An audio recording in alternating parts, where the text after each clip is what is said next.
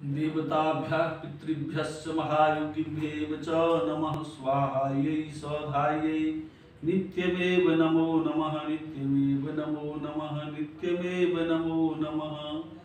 प्रिय मित्रों, धर्म कर्म विश्वनाथ चैनल पर आपका स्वागत और स्वागत करते हुए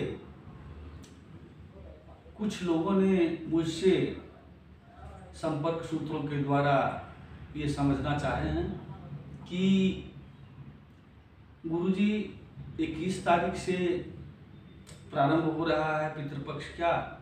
मैंने कहा नहीं, 20 तारीख से ही आप प्रारंभ करें। तो प्रतिपदा से हम लोग गुरुजी प्रारंभ करते हैं, यानी प्रथम तिथि से, जिसे एकम लोग भी कहते हैं बोलचाल की भाषा में। मैंने कहा कि नहीं, पूर्णिमा से प्रारंभ करें, इसलिए कि हम लोग देवता, ऋषि और पितरों के ऋणी हैं। तो अगर आपसे नित्य ये कार्य नहीं हो पा रहा है, यानी तर्पण आप नहीं कर पा रहे हैं, तो आप निश्चित रूप से पूर्णिमा को करें, जो एक रोज करने से ही आपके साल भर का जो ऋषि ऋण है उससे आप मुक्त होंगे। उसके लिए आया भी है कि हम लोग जितने सारे प्राणी हैं ये अगस्त मुनि के ऋणी हैं। चूँकि आप सब जानते भी हैं कि एक समय ये जो विंध्य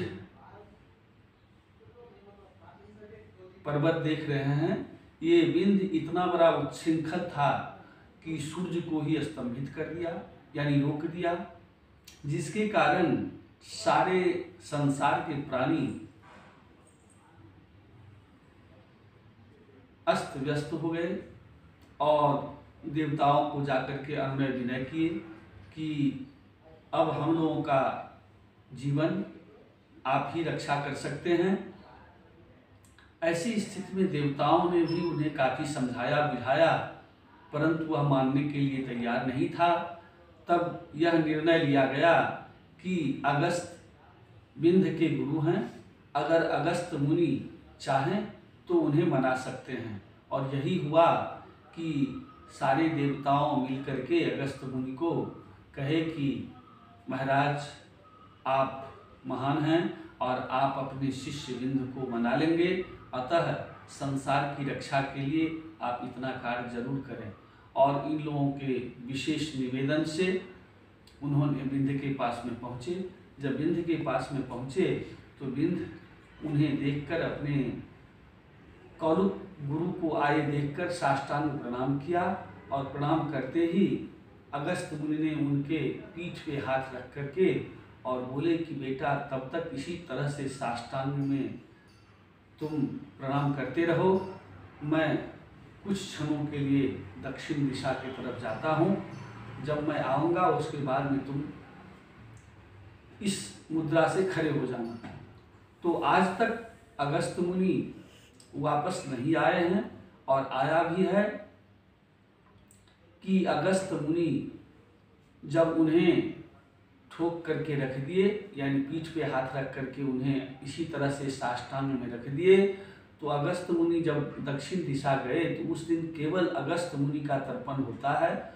और आया है कि शंखम पुष्पम फलम तोयम रत्नानि विविधानि च उदीयन्ते लंका द्वारे अर्घोयम प्रतिगृह्यताम्। इसी तरह से और 2-3 उनके मंत्र हैं। काश पुष्प प्रतीकाश वन हिमारुत संभव उदीयन्ते लंका द्वारे अर्घोयम प्रतिगृह्यताम्। आतापि भक्षितो जेन वातापि च महाबलः समुद्रः शोषितो जेन सौम्य अगस्त्य प्रसीद।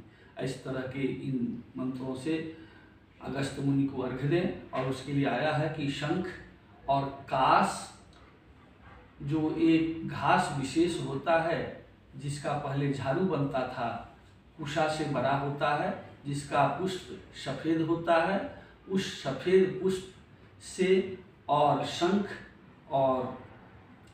और भी आप उसमें जैसे चंदन और कुछ द्रव्य रख करके और फल के रूप में खीरा या सामिक और भी जो उस समय का मौसमी फल हो वो लेकर के और उन्हें अर्घ्य दें। और ये इस बार 20 तारीख से प्रारंभ है और निश्चित रूप से अगस्त मुनि को जल दे करके आप कल्याण का भागी बने और ऋषि ऋण से मुक्त हुए।